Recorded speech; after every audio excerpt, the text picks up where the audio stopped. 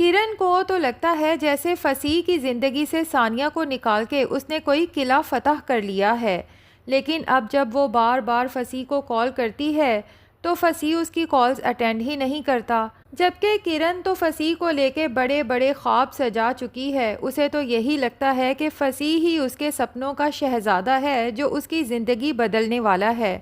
और दिल ही दिल में खुद से वादा भी कर लेती है कि एक दफ़ा मेरी फसी से शादी हो जाए तो कभी पलट के इस घर में नहीं आऊँगी। लेकिन दूसरी तरफ फसी तो सदा का फ्लर्ट इंसान है। इसके बावजूद उसे किरण में कोई दिलचस्पी नहीं, क्योंकि उसे लगता है कि मेरी और किरण की वाइब्स ही नहीं मिलती। अब किरण की बार बार कॉल आती है तो फसी को बहुत झंझट होती है और गुस्सा आता है। सोचता है आखिरी बार कॉल अटेंड करके इसकी बेइज्जती कर देता हूँ ताकि दोबारा मुझे कॉल करने के बारे में सोचे भी ना। लेकिन किरण भी ऐसी ढीठ है कि बेइज्जत होने के बाद भी फसी से कहती है, फसी, सानिया का गुस्सा तुम मेरे ऊपर क्यों निकाल रहे हो? चलो तुम मेरे साथ मोहब्बत नहीं कर सकते, कम से कम मेरे साथ दोस्ती तो कर सकते हो। फसी दिल ही दिल में सोचता है कि मुझे तो वैसे भी लड़कियों के साथ दोस्ती करने की आदत है। चलो कुछ दिन इसके साथ भी दिल खुश कर लेता हूँ, बाद में छोड़ दूँगा। तो किरण से कहता है, ठीक है, अगर तुम इतनी ही ज़िद करती हो तो आज से हमारी दोस्ती पक्की। किरण तो बहुत खुश हो जाती है और अगले ही दिन फसी को कहीं बाहर मिलने का कहती है, जबकि घर में झूठ बोल के जाती है कि मेरा एक जॉब इंटरव्यू है। दूसरी तरफ फसी जब किरण से मिलता है तो मुसलसल सानिया के बारे में ही बात करता है। ये अलग बात कि सानिया को गुस्से में याद कर रहा है, लेकिन किरण तो चाहती है कि जब मैं और फसी साथ हैं तो सानिया का तस्करा भी ना हो। तभी फसी से कहती है कि मुझे लगता है अब हमें सानिया को भूल जाना चाहिए। तो फसी किरण से कहता है, तुम भूल सकती हो, लेकिन जिस तरह से सानिया ने मेरी इंसल्ट की है मैं तो कभी नहीं भूलूंगा और बदला भी लेके रहूँगा। बहरहाल जनाब, अब फसी और किरण की मुलाकातों का सिलसिला शुरू हो जाता है और किरण को तो बड़ा तरीका आता है दूसरों से महंगे महंगे गिफ्ट्स निकलवाने का। तो फसी को भी अपनी बातों में लेके उससे खूब शॉपिंग करती है। जबकि किरण के फादर को तशवीश है कि आखिर उसकी बेटी रोज़ रोज़ जाती कहाँ है। तभी वो उसके हाथ में महंगा आईफोन देखता है तो शशतर रह जाता है। आगे बढ़ के गुस्से से उससे मोबाइल लेता है और पूछता है कि इतना महंगा फ़ोन आखिर तुम्हारे पास कहाँ से आया। थोड़ी देर के लिए तो किरण परेशान होती है, लेकिन फ़ौरन ही बहाना मार लेती है कि भाई ये फ़ोन तो सानिया का है, सानिया के डैड ने उसे नया मोबाइल दिलवाया था तो सानिया ने अपना फ़ोन मुझे दे दिया।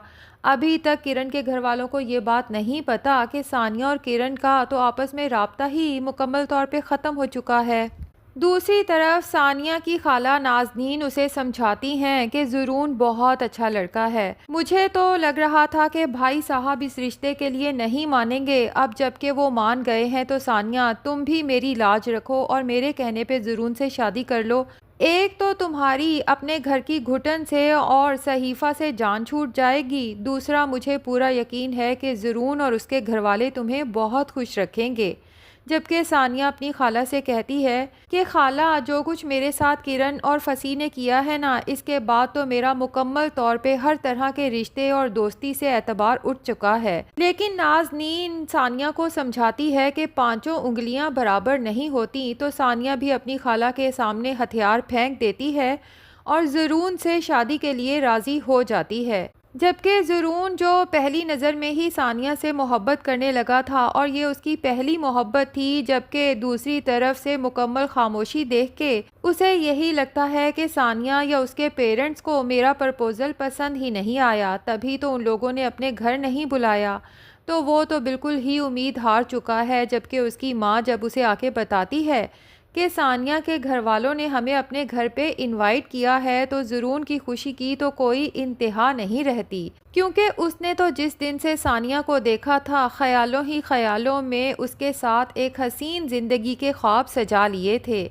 अब जनाब, ज़ुरून और उसके घर वाले खुशी खुशी सानिया के घर उसका प्रपोज़ल लेके जाते हैं। नाज़नीन यानी कि सानिया की खाला तो बहुत ही खुश है, जबकि दूसरी तरफ सानिया की स्टेप मदर सहीफ़ा, जिसे ना तो सानिया में कोई दिलचस्पी है और ना ही उसके लिए आए हुए प्रपोज़ल में, लेकिन फिर सोचती है कि एक दफ़ा अगर सानिया की शादी हो जाती है, जबकि फ़ैमिली भी काफ़ी माकूल नज़र आती है और लड़का भी बेहतर है, तो मेरी तो इस सानिया से जान छूटेगी, क्योंकि उसके सर पे तो हर वक्त तलवार लटकी रहती है कि अगर वाजिद ने सानिया को अपने बिजनेस में शामिल कर लिया तो मेरे बेटे का तो हक मारा जाएगा। तभी जब ज़रून और उसके घर वाले आते हैं तो सहीफ़ा भी फेक स्माइल लेके उन्हें वेलकम करती है, जबकि ज़रून की माँ तो सानिया की दिल खोल के तारीफ़ें करती है और सब घर वालों के सामने बताती है कि भाई जब मैंने तो पहली बार सानिया को देखा था, मेरे दिल ने तो तभी से फ़ैसला कर लिया था कि मेरी बहू यही बनेगी।